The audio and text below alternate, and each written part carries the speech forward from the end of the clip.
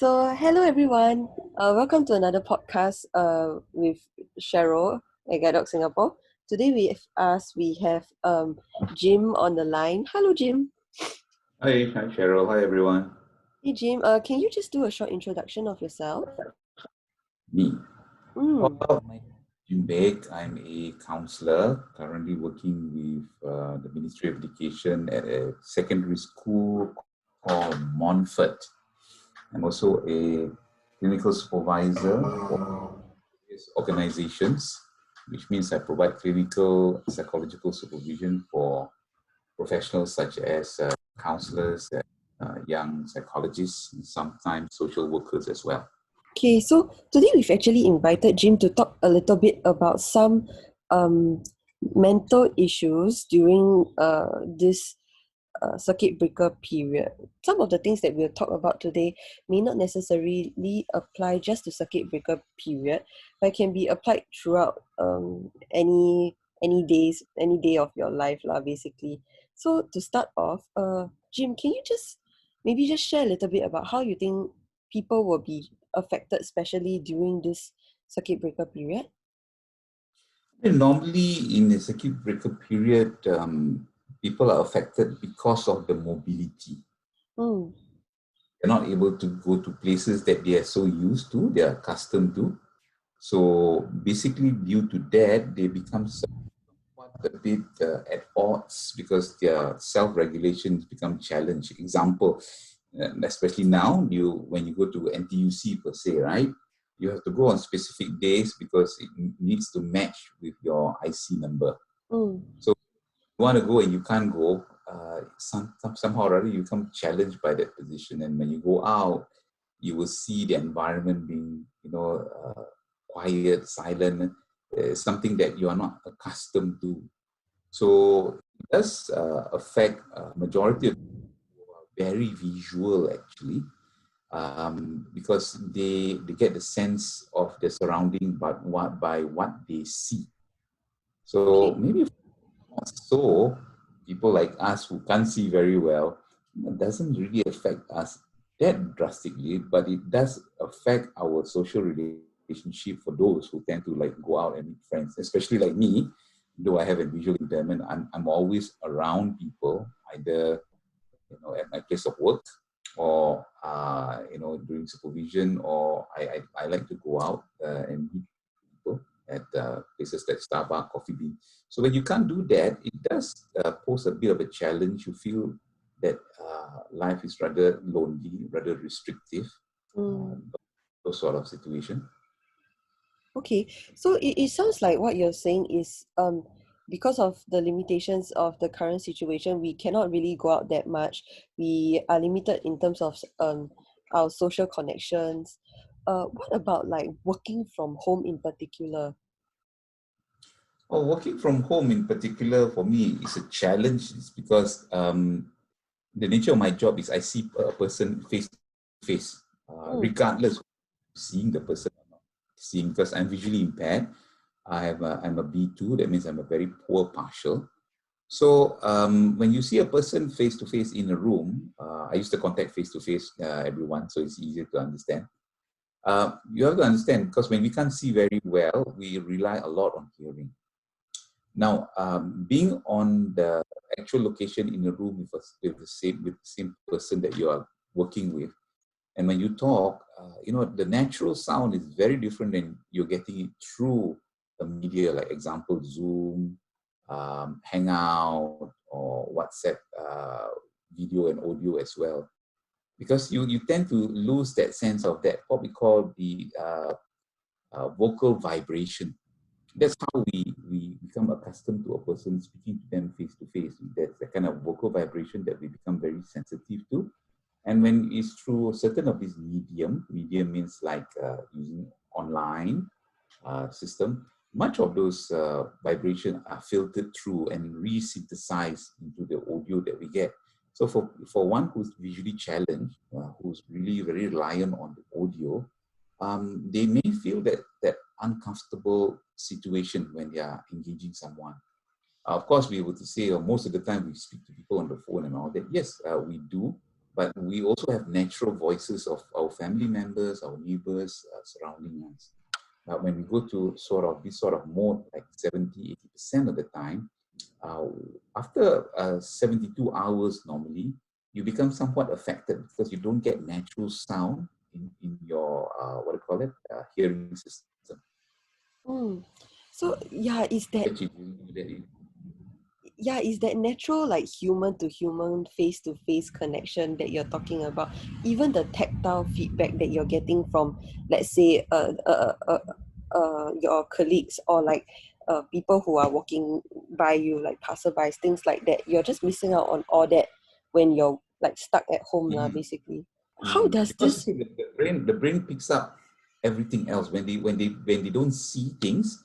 The sensory perception of their hearing and Mm, their body, the sense of touch and the sense of what we call spatial sensitivity is much heightened. So mm, when they are normalized by the stimuli they get around them all the time when they're moving around. However, when that is challenged, means it cannot happen most of the time. After a while, they will get that an uneasy feeling. It's not that they mm. cannot function, but they become uneasy with the circumstances. So, like you mentioned just now, maybe after a few days of like no interactions and no human to human interactions, you sort of get a bit what Singaporeans call like the sian feeling lah. And Somewhat like that. yeah, Yeah. and so basically, what are some ways we can continue to maintain good mental health when we get stuck at home for long periods of time then? Get a cat, Other than that, a dog. except for that also. No, Actually, I mean, the thing is that when you're stuck at home, what is most important is don't stay isolated. Regardless, you are not able to step out of your house.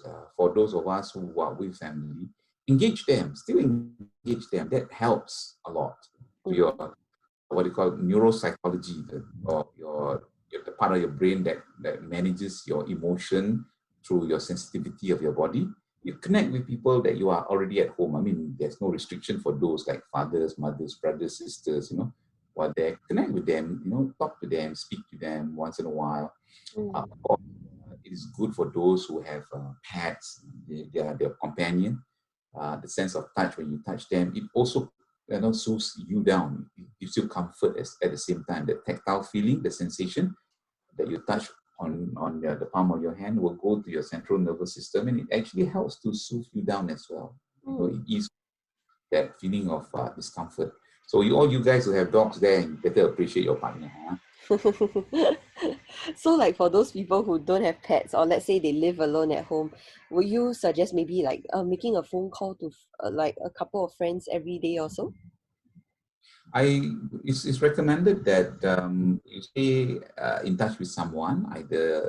I think phone call is something that you are very accustomed to, because when you use your phone call with your regular cell phone or your regular desk phone that you have, your system is already accustomed to hearing someone through that. So the vocalization frequency of that person is something your system can recognize and you can feel comfortable already.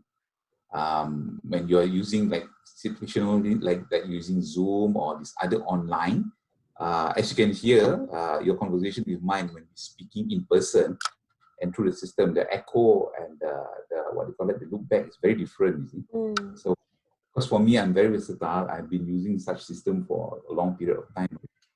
I can acclimatize to that.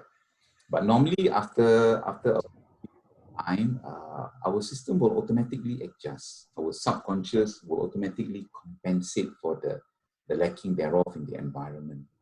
But the So most important is you need to always stay connected. I mean, we are human beings. We are social creatures that require relationship in terms of mm. that kind of. So correct me if I'm wrong. What I understand from what you just explained is that perhaps your system like may not be so used to you making phone calls to your friends and family because of like the way it sounds. It's not as natural as face to face. But over time, perhaps the more you call your friends and family through phone, your system will get more used to it, and perhaps you'll start feeling better in terms of having someone to communicate with, and that will Correct. just make It's, you it's, a, it's mentally. a Correct. It's called like a system recognition, It's like an after adjustment a while. period lah. So it depends. Some people can adjust very fast. Within, let's say, Okay. hours, they can adjust. There are those who take at least a few days to sort of reorientate and readjust themselves to that level. Okay. Fair enough. So the important thing is don't break the connection. Okay. Maintain. My suggestion is always stay in touch with people who you are regular with. That will help. Okay. So, Jim, Then from actually, there, you can take more calls from other people. So your body is accustomed through that medium already. so Jim, how? Let's talk Yes. about other methods. How much is comfort food and exercise good for our mental health? Well, both of them are very good for mental health, depending on what kind of comfort food you take, lah. I don't know. If you are just going to, crunch on let's say, peanuts, and perhaps potato chips.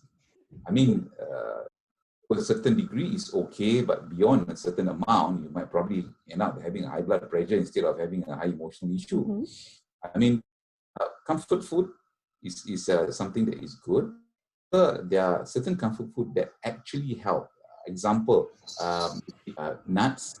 Example, walnuts. Mm-hmm. You can take walnuts. You can take cashew. They actually help with the central nervous system of the body. So you get readjusted. It helps to maintain a certain level of what do you call that, health condition that is good emotionally, like certain food that contains high zinc. Sunflower seed is good because sunflowers have natural zinc in them. So you can munch on some things like sunflower seeds, walnuts, cashew, but and I say don't overdo it lah. And in terms of like exercises, yes, I think this is very crucial because on a regular day, when you're a person who's an outdoor person, you will walk. You may not be an athletic type, but naturally when you walk, your body burns out that energy and the various toxin that you have in you for the day. So it gets to disperse through your perspiration and all that. So when you are at home all the time, you become confined, you become less active. So after a while, you become lethargic. Lethargy sets in, So it becomes a chicken and egg story. So what do? I want to exercise, I'm feeling tired. Then I rest. I rest too much, I get weaker. So, it's a cycle. What you can do to break that cycle, go out. The government does not allow you to step out of your house. You can, but be in a safe way. In other words, put on your face mask, get a good sanitizer, reasonably good sanitizer. Use them on your hands first. When you touch things, you have kind of a shield because the coat of the sanitizer on your fingers help to protect you a little bit. But I am also advocating that if there are possibility, go and get yourself a disposable glove. Because as a person who's challenged, we need to touch almost everything. Leave door, leave buttons, railings, you name it, post box, post keys and all that. So you cannot, isolate yourself in that manner. I go out once a day. I'll do because I don't want to be bumping into people and it's going to be difficult. I use my face mask. I bring my cane and I put on a hand glove, the disposable one, just for one hand. The one that is the free hand, but the one I'm not holding the cane. So if I need to touch the door of the leaf, press the button, pick something up, if I drop something, or check my mailbox every day, I don't have to worry about contamination.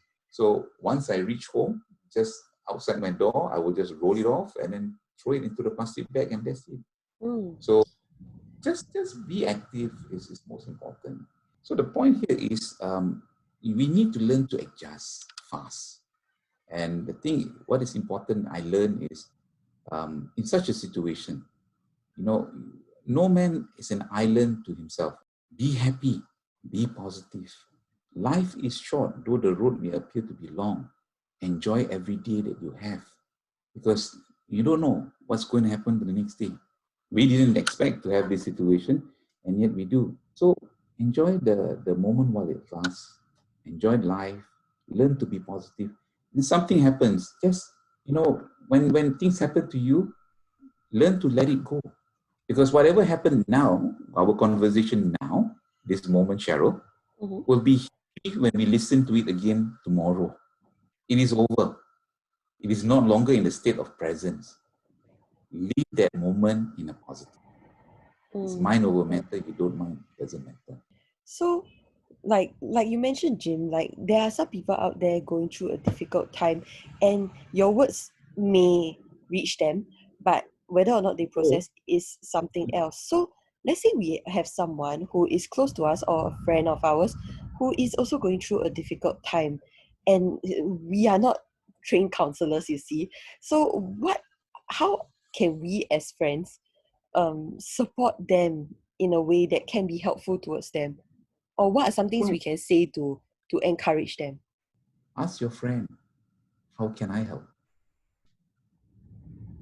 What can I do for you that will make life a little bit more interesting for you today? If he Mm. says, you may call me every day, great. Call the person every day. I actually do call two other person every day, and I have to make a promise to call this person every day, it's really, and it helps to give them a little comfort. The call is very long. It's only just 5 minutes, but I do that in the morning. Call them, have a chit chat, and then after that, they're fine. Mm. And that's the most important thing. Stay connected. Um, Try to go to your routine as much as you can on a regular basis. And whatever you can't, we just modify them. Mm. The thing is this, of course, if you do require a higher level of support, we have the national helpline. I forgot what it was. I think Cheryl, maybe, so, let's just check it out and share with the rest. You can call Yeah, them, and they have what we call the online counseling support. So you can call them, and then just have a piece of conversation. But yeah. honestly, they are not your friends. They are a listening ear. Mm. If you feel lonely, the best thing is call your friends. So before we move on, right, let me just get the National Care Hotline out there for those people who might be interested. It's 1-800-202-6868. Oh yeah, All right. Yeah. because So I have quite a number of lines, Cheryl. I uh, forgot which this. it's okay, I have it here. Yeah, so Thank you. in summary, to just close, Jim, in summary, right, people are more affected during this circuit breaker period because they do not get their usual dose of human interaction, face-to-face interaction, tactile interactions with other people. And Mm. one of the ways we can overcome this is continue communicating with our friends and family. And if we have a Stay in pet, touch. Yes. yeah, stay in touch. If we have a pet, that's good. um Eat some healthy food, eat some comfort food, but remember to still take care of yourself and get some exercise wherever possible. If um I may have just a bit of time, what you say is very good, but what I like to clarify is this: what makes or break the situation is about our ability to adjust. mm, Allow yourself flexibility to adjust in whatever the circumstances. Remember that. Learn flexible and learn to adjust. What mm, we can't do before, learn to adjust and modify our routine. Accept adjustment. Then things will be better. mm. So yeah, just basically have to help one another in whatever ways we can. And if we don't know how to help out the other person, we should just ask how we can help them and just stay there for that person, stay connected to that person, stay connected to one another to help each other out lah. Yep. Yep. In life, we are neither helpful or helpless. Try to be in between. Yeah, Support each other is a very useful thing. yeah, it is. Mm. So, okay, in closing, basically, if you need any extra help, if you feel like you need someone to talk to, call the National Care Hotline. Once again, that's 1-800-202-6868. Any final words, Jim? Yeah, if you do, and I hope you don't, but if you do and you do, when you call them, please inform them of your disposition. I do receive feedback. There are those callers who have certain challenges, and they call them online. please remember they can't see you through the phone. So you need to tell them that you are visually challenged or you have some other conditions and issue. So they will take notice to you and they will try to empathize with the situation you are in, and Mm. they will adjust with the situation you are in so that they can speak the same lingo. Yeah, that's very good advice. All right. Thank you so much, Jim, for joining us today. If anyone else has any comments or if they have any questions regarding today's podcast, they can leave it in the comments section down below. So make sure to just share the link with your friends who might need to hear this podcast. And as usual, like and subscribe. So thank you, everyone. Bye. Kissy, bye. Thank you. Have a good day. Bye-bye.